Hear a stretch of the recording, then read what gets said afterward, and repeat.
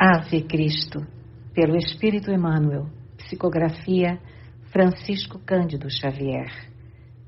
Primeira parte, capítulo 6, parte 2. Desde aquele crepúsculo inovidável, Cíntia Júlia foi tida à conta de louca no seio da família. O casamento dos jovens realizou-se com solenidades excepcionais. Por 3 dias consecutivos, a herdade e o anfiteatro regurgitaram de convidados para os jogos e festejos gratulatórios com alegres cerimoniais de louvor e reconhecimento aos numes tutelares. Mas, no esplendor do regozijo público, 2 personagens jaziam estigmatizadas por infinita angústia: Opílio e Tassiano, constrangidos a manter a dona da casa no indevassável exílio doméstico, guardavam o sorriso artificial de quem recebia o júbilo do povo como taça brilhante, cheia de fel. Os aposentos da matrona permaneciam sobre a guarda severa que Epípodo dirigia. Proibiu-se-lhe a ela a recepção de visitas. A entrada dos próprios servidores passou a ser devidamente controlada. A esposa de Vetúrio só poderia avistar-se com os mais íntimos. Enquanto Opílio, agora mais estreitamente ligado à Galba, se devotava a largos empreendimentos na pecuária, junto de Helena e Tassiano, que se amavam, risonhos e felizes. Varro, desacoroçoado de qualquer entendimento com o filho, voltava à posição de protetor dos desamparados, dividindo-se entre as tarefas sacrificiais de sempre e as pregações edificantes, em que a sua palavra sublime parecia banhar-se de redentora luz. A fama do irmão Corvino aumentava dia a dia entre o ódio gratuito dos romanos gozadores e o agradecimento das almas simples que buscavam nele o refúgio e a consolação, a saúde e a esperança. O ano 235 entrara sob escuros vaticínios. Repletava-se o império de incessante mal-estar. Importante corrente do patriciado, sob a instigação de sacerdotes consagrados às divindades olímpicas, acusava os adeptos da Boa Nova com referências amargas, atribuindo-lhes a causa dos desastres que atormentavam a vida coletiva. A peste que flagelava o mundo latino em todas as direções, as colheitas mirradas, as vicissitudes da guerra e a instabilidade política eram tidas como consequência do trabalho punitivo dos deuses que castigavam os cristãos, sempre mais numerosos em toda parte. Nuvens terríveis acumulavam-se sobre os trabalhadores do Evangelho que em preces aguardavam o desabar de novos temporais. Em meio de prognósticos sombrios, Caio Júlio Vero Maximino subira ao trono romano. Alexandre Severo fora assassinado cruelmente, desaparecendo com ele a influência das mulheres piedosas que amparavam o cristianismo no trono imperial. O novo César assemelhava-se a um monstro que se apoderara da púrpura, sedento de sangue e de poder. Fortaleceu à pressa os tiranos da administração e do exército, e vasta perseguição aos prosélitos do Cristo foi reiniciada, com impulso avassalador. Embora Maximino se mantivesse nas lides belicosas do mundo provincial, o movimento de morte irradiou-se de Roma, despertando a autocracia e a violência. Diversas proclamações foram levadas a efeito, recomendando a princípio apenas o assassínio dos bispos e dos religiosos que lhes acolitassem o ministério, com anistia aos que abjurassem a fé, mas, a breve tempo, avolumou-se a onda arrasadora contra todos os profitentes do credo martirizado. Inúmeras igrejas, levantadas desde a ascensão de Caracalla, com ingentes sacrifícios, foram vítimas de pavorosos incêndios. Na metrópole, os perseguidos tornavam ao culto exclusivamente nas catacumbas e nas cidades distantes, a repressão era graduada ao talante dos principais. Com os cultivadores do Evangelho reconduzidos aos tribunais, aos calabouços e aos anfiteatros, recomeçou vasta efusão de sangue em toda parte. Em Leão, a igreja de São João foi interditada e os objetos sagrados passaram às mãos irreverentes de autoridades inescrupulosas. O corpo eclesiástico e os religiosos, de obrigações definidas, foram expulsos desapiedadamente, mas alguns deles, dentre os quais o irmão Corvino, resistiram à situação e permaneceram na cidade, velando pelo rebanho aflito. Os seguidores de Jesus nas Gálias, não obstante todos os reveses da imensa luta, persistiram na fé, valorosos e convictos. Como os druidas, seus heróicos antepassados, procuraram a floresta para os seus cânticos de louvor a Deus. Depois do trabalho de cada dia, marchavam à noite rumo ao campo amigo e silencioso, em cujas catedrais de arvoredo, sob o firmamento estrelado, oravam e comentavam as divinas revelações como se respirassem por antecipação as alegrias do reino celeste. Quirino Eustácio, o questor, movimentou os mais escuros fios da intriga e da calúnia para que se efetuasse uma grande matança.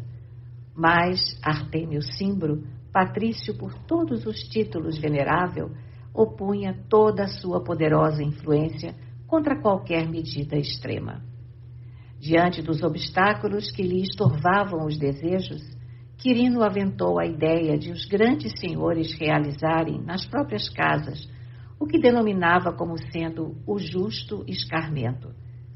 Os escravos reconhecidamente cristãos seriam condenados à morte e seus descendentes vendidos para outras regiões, a fim de que a cidade sofresse um expurgo tão completo quanto possível. Uma ordem do legado imperial, por ele obtida sem dificuldade, completou-lhe os propósitos, encetando-se o morticínio em seu próprio lar. 6 homens cativos foram trucidados espetacularmente, ao toque de músicas e entre júbilos populares, alastrando-se à medida por várias casas nobres. Chegada a vez do palácio rural de Opílio, o questor visitou para articular as providências necessárias. Ao que me consta, informou Vetúrio, depois de interpelado, temos aqui tão somente um recalcitrante. Já sei, falou Eustácio, malicioso, trata-se de Rufo, nosso teimoso e velho conhecido. Tassiano foi chamado a opinar. O filho de Cíntia trouxe pelo braço a jovem esposa, em cujo regaço dormia Lucila, a primogênita recém-nata. A conversação prosseguiu animada e ferina.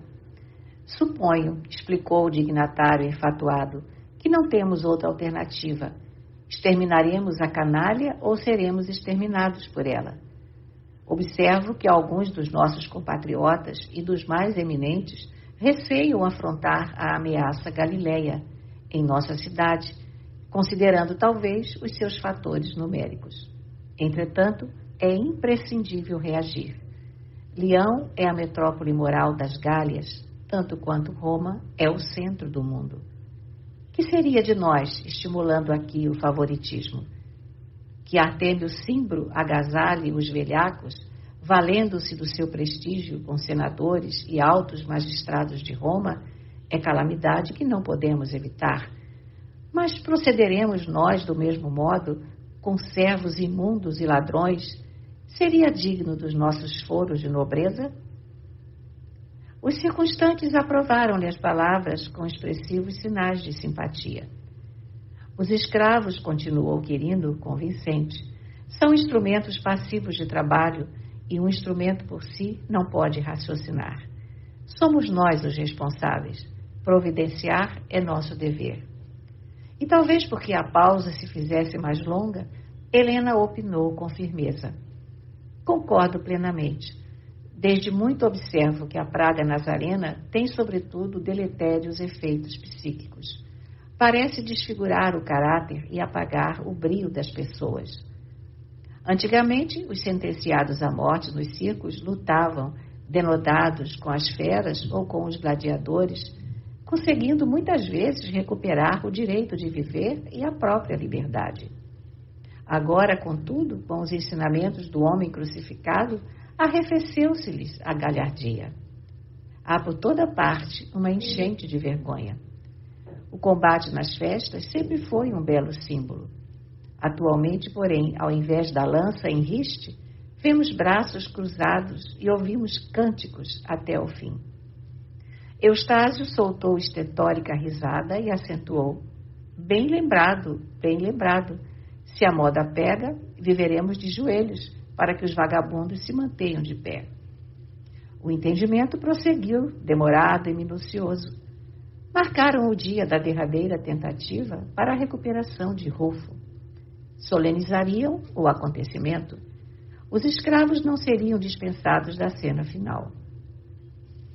Eustáquio traria consigo um comprador da Aquitânia e, se o renitente não cedesse, vender-lhe-iam a esposa e as 2 filhinhas no instante em que se lhe processasse a eliminação. A medida seria uma advertência aos demais e provavelmente sustaria novos surtos de indisciplina. Examinaram entre si o gênero de morte mais adequado à situação, caso Rufo se revelasse inflexível. Salientou Vetúrio que um machado nas mãos de Epípodo não seria usado em vão. Mas Quirino, perverso, recordou que um servo delinquente, arrastado pela cauda de um potro selvagem, era sempre um quadro festivo digno de ser visto. O dia do expurgo na fazenda de Opílio surgiu sob pesada expectação. Indisfarçável angústia transparecia do semblante de numerosos trabalhadores concentrados em extenso pátio. Vetúrio, Tassiano e Galba, seguidos de Quirino, de outras personalidades destacadas e do mercador de cativos, penetraram o recinto empertigados, dominadores e livres. Rufo, ladeado por musculosas guardas, foi trazido ao centro da praça, em cujos limites se amontoavam homens, mulheres e crianças. Foi então que Vetúrio determinou que uma senhora e 2 meninas se aproximassem. Eram Dioclécia, a esposa do prisioneiro, e as 2 filhinhas, Rufília e Diônia, que o abraçaram com sofreguidão e alegria. Papai, papaizinho. As vozes caridosas ecoaram comoventes, arrancando lágrimas, enquanto o escravo mostrava o pranto que lhe manava dos olhos, como gotas de orvalho diamantino, deslizando sobre expressiva máscara de bronze. Epípodo, atendendo a um sinal do Senhor, separou o belo grupo familiar, e a voz de Opílio bradou, emprestando às palavras o máximo de energia. Rufo, chegou o momento decisivo. Jurarás fidelidade aos deuses e serás salvo, ou seguirás o impostor Galileu, sentenciando-te à morte e provocando o banimento definitivo dos teus. Escolhe, não há tempo a perder. Ah, Senhor, chorou o servo, caindo de joelhos, não me condeneis, compadecei-vos de mim. Sou escravo desta casa desde que nasci. O infeliz calou-se, dominado pela angústia, e a cabeça, no outro tempo ereta e altiva, baixou o rosto até a poeira que Vetúrio pisava. Não invoques o passado, atende ao presente, porque a ilusão nazarena, quando as nossas divindades te propiciam o pão farto e a vida feliz. Rufo, porém, reergueu a fronte, recuperando a serenidade. Contemplou a esposa que o fitava, amargurada, e em seguida estendeu os braços para Diônia, meigo anjo moreno de 4 anos, que se precipitou de novo para ele, exclamando confiante: O senhor vem conosco, papai? O interpelado fixou a menina com inexprimível ternura, mas não respondeu. Ninguém poderia conhecer o drama que se desenrolava por trás daquele semblante sulcado pelo sofrimento. Os olhos estáticos pararam de chorar. Súbita e inabalável firmeza estampara-se-lhe no rosto. Elevou a atenção para o céu, evidenciando íntima atitude de oração, mas Opílio tornou a falar, contundente e gritante: Não delongues, não delongues. Renegas a superstição nazarena e abominas agora o impostor da cruz? O Evangelho é revelação divina, informou Rufo, possuído de calma impressionante. E Jesus não é um mistificador, e sim o mestre da vida imperecível. Como ousas, atalhou Vetúrio encolerizado, a tua morte não passará de suicídio, e serás o verdugo da própria família. Dioclécia e as meninas serão expulsas, e quanto a ti mesmo, em poucos momentos descerás ao convívio das potências infernais. Lançou-lhe rancoroso olhar e rematou, depois de ligeiro intervalo: Desgraçado, não temes? O escravo, parecendo envolvido em vigorosas forças espirituais, fitou-o com tristeza e esclareceu: Senhor, os que vão morrer colocam-se à frente da verdade. Dói-me o coração reconhecer a esposa e as filhinhas humilhadas pelo incerto destino que as espera na terra. Entretanto, entrego-as nesta hora ao juiz do céu. Hoje podeis sentenciar. A casa, o solo, o arvoredo e o ouro permanecem em vossas mãos. Amanhã, porém, serei chamado à prestação de contas nos tribunais divinos. Onde estão aqueles que em outro tempo perseguiram e condenaram? Arrojaram-se todos ao mesmo pó em que se confundem os servos e os senhores. As liteiras da vaidade e do orgulho consomem-se no tempo. Não temo a morte, que para vós é enigma e mistério, e para mim é libertação e vida. A grande assembleia escutava com insopitável torpor de assombro. Opílio, manietado talvez por fios intangíveis, jazia imóvel com o bastão lavrado em que se apoiava, por nota marcante de sua autoridade doméstica. Comentais a lamentável situação de minha companheira e de minhas filhas, continuou Rufo, depois de curto intervalo, em vista de vossa resolução, exilando-as para outras terras. No entanto, com o respeito que a vossa família sempre nos mereceu, sou levada a perguntar por vossos antepassados. Onde viverão hoje vossos pais? Os títulos do patriciado não exoneraram vossos avoengos dos deveres para com o sepulcro. Sois tão separado deles como serei doravante dos meus. E enquanto a vossa saudade vagar como sombra inútil, corvejando sobre os vossos dias, a dor de minha mulher, tanto quanto a minha própria dor, produzirão em nós a confortadora certeza de estarmos cooperando na edificação de um mundo melhor. Somos escravos, sim, nascidos sob o jugo pesado de cruel cativeiro. Contudo, nosso espírito é livre para adorar a Deus, segundo a nossa compreensão. Antes de nós, companheiros outros conheceram o martírio. Quantos terão sido assassinados nos circos, nas cruzes, nas fogueiras e nos tribunais? Quantos terão demandado o túmulo, carregando espinhosos fardos de aflição? Entretanto, nossos corações feridos, como o lenho atirado ao fogo, alimentam a chama do idealismo santificante que iluminará a humanidade. Nossos filhos jamais estarão órfãos. Tutelados do Cristo, no mundo, constitui a herança abençoada de nossa fé, destinada ao grande futuro. A felicidade celeste habita conosco nos cárceres da terra. Nossos padecimentos são semelhantes às sombras ralas da madrugada, que se misturam à luz nascente de novo dia. O prisioneiro vitou Vetúrio de frente, com valorosa serenidade, e afirmou sem afetação: Vós, porém, romanos dominadores, tremei enquanto redes. Jesus reina acima de César. Vencendo a lassidão que o dominava, Opílio Vetúrio agitou os braços e clamou: cala-te, nem mais uma palavra.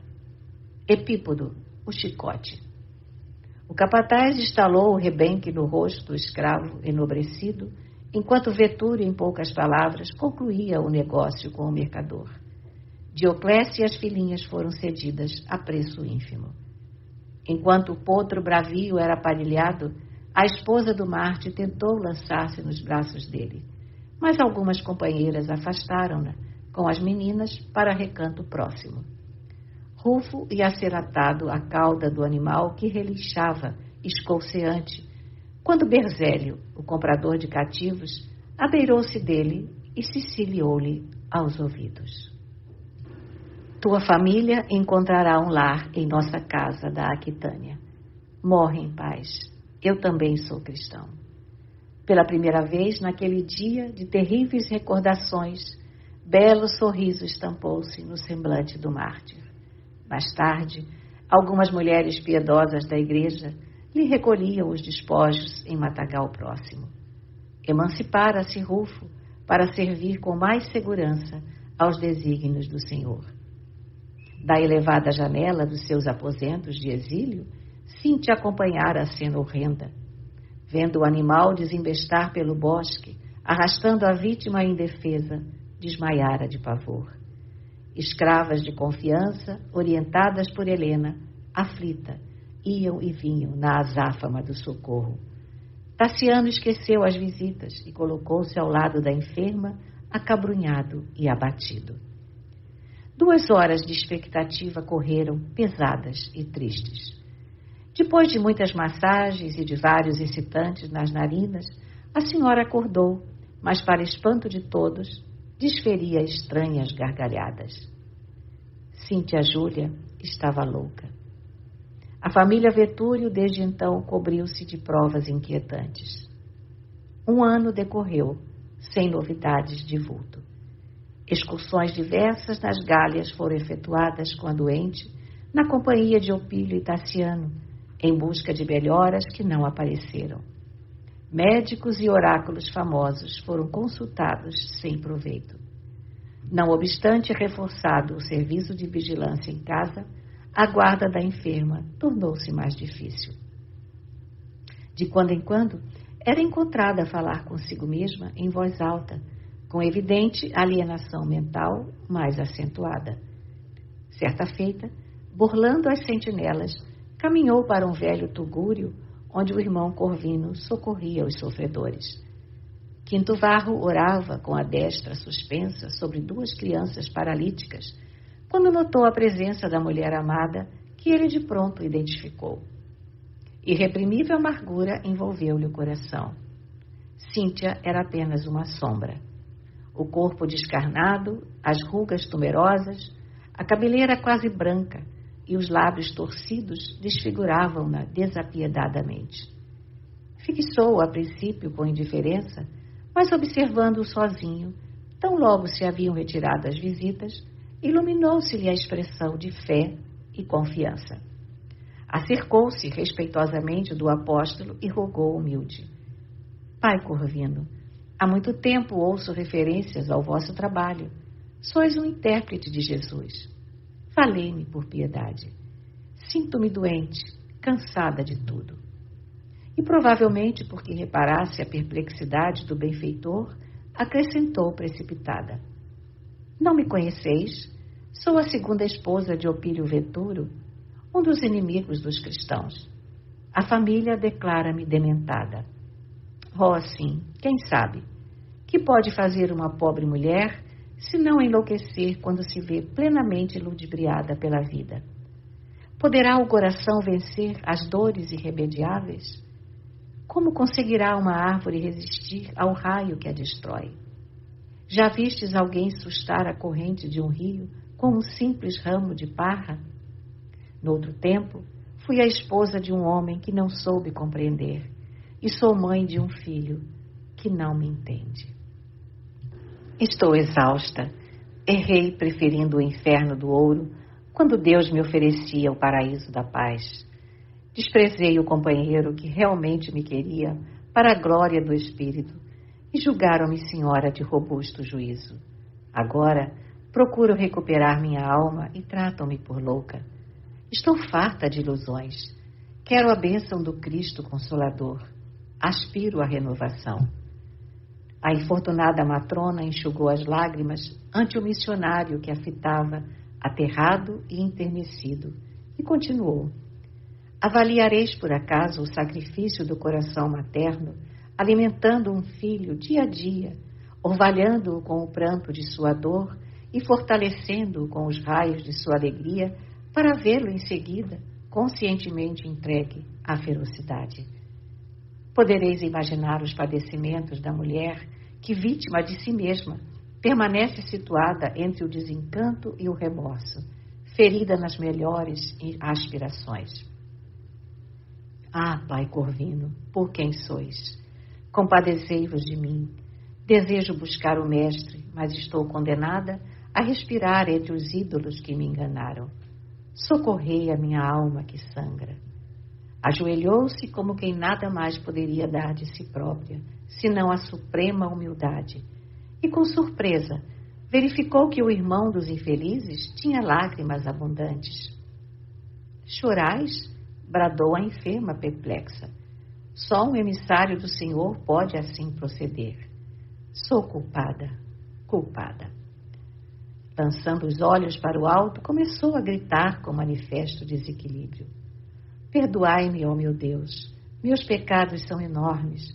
Tenho crimes que provocam o pranto dos vossos escolhidos. Malditos os deuses de pedra que nos arrojam aos despenhadeiros da ignorância. Malditos os gênios do egoísmo, do orgulho, da perversidade e da ambição. Quinto Varro, que a fisionomia envelhecida e a longa barba tornavam irreconhecível, inclinou-se para ela e, dominado pelo carinho espontâneo, murmurou: Cíntia, espera e confia. Deus não nos esquece, ainda mesmo quando sejamos induzidos a esquecê-lo. Estranho fulgor estampou-se no semblante da enferma, que lhe cortou a palavra, exclamando: Oh, esta voz, quem sois? Como soubestes meu nome sem eu vou-lo dissesse? Sereis acaso um fantasma que regressa do túmulo, ou a sombra de um homem que morreu sem nunca estar morto? O missionário afagou-a com ternura e osculou-lhe os cabelos, copiando instintivamente os gestos da mocidade.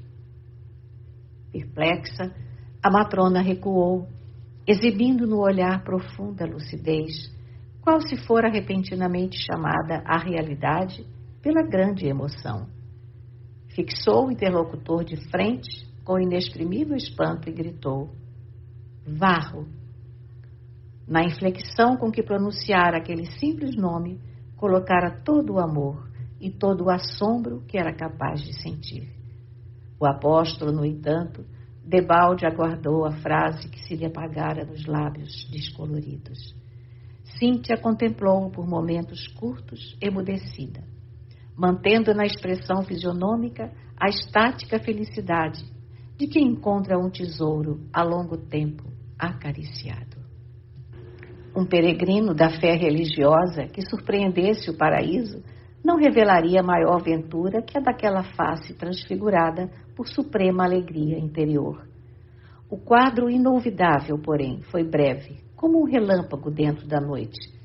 Destrambelhado o coração pelo júbilo do reencontro, a pobre senhora empalideceu repentinamente. Os órgãos visuais arregalaram-se-lhe nas órbitas e o corpo oscilou desgovernado. Varro, aflito, correu a ampará-la. A agonizante aquietou-se-lhe nos braços com a submissão de uma criança. O valoroso patrício, que a fé metamorfoseara em sacerdote, rociando-lhe o rosto de lágrimas, cerrou-lhe os olhos piedosamente. Cíntia Júlia morrera como um passarinho, sem estertores, sem contrações. Apertando-a de encontro ao coração, Quinto Varro soluçou, balbuciando uma prece. Senhor, clamou ele. Tu que nos reúnes com bondade, não nos separarias para sempre.